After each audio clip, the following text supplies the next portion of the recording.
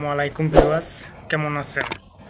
অবশ্যই আমার ভিডিওটা না টেনে অবশ্যই পুরো ভিডিওটা দেখার জন্য আপনাদের কাছে অনুরোধ। আসল কথা কি, ইউটিউব প্ল্যাটফর্মে কাজ করতে গেলে নিজের কিছু কন্টেন্ট দিতে হবে।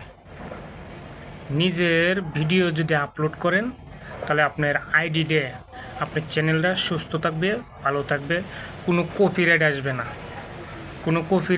না, কোনো স্ট্রাইক আসবে না। জীবনে ভুল করবেন না।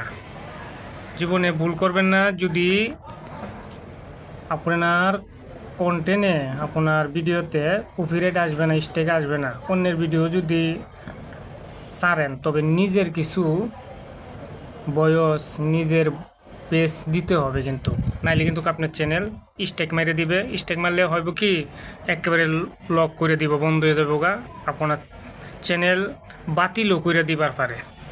কারণ আমি বুঝতে পারলাম, কীভাবে বুঝতে পারলাম, আমি যে চ্যানেলে আমি আপনাদের সাথে যেমন কথা বলতেছি, এটা কিন্তু নতুন চ্যানেল। এর আগে আমার একটা বড় পুরান চ্যানেল আছে, অনেক কষ্ট করে কিন্তু বানাইছিলাম, চ্যানেলটা উপরে নিয়েছিলাম, ভালো মানুষের কাছে পোস্ট ছিল। চ্যানেলটা আমি কিছু ভুল করে লাইছিলাম।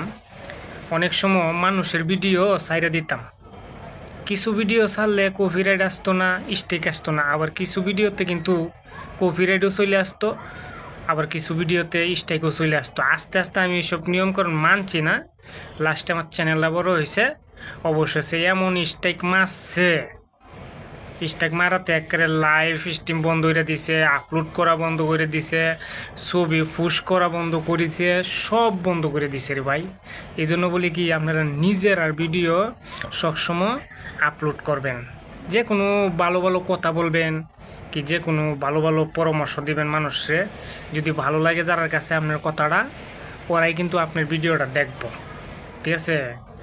মনে করেন যে আজকে আপনি কথা বলতেছেন, কথাটি ভালো লাগলো কারো কাছে, পরবর্তীতে আপনার ভিডিওটা যদি তার চোখের সামনে পড়ে, অবশ্যই সে দেখব। হ্যাঁ, এই জন্য আপনার কাছে বলতেছি, ভালো কিছু কাজ করেন, নিজের কাজ করেন, অন্যের কাজ করে দরকার নাই। আপনি নিজের কিছু দিয়ে মানুষের কাছে পরিচিত লাভ করেন।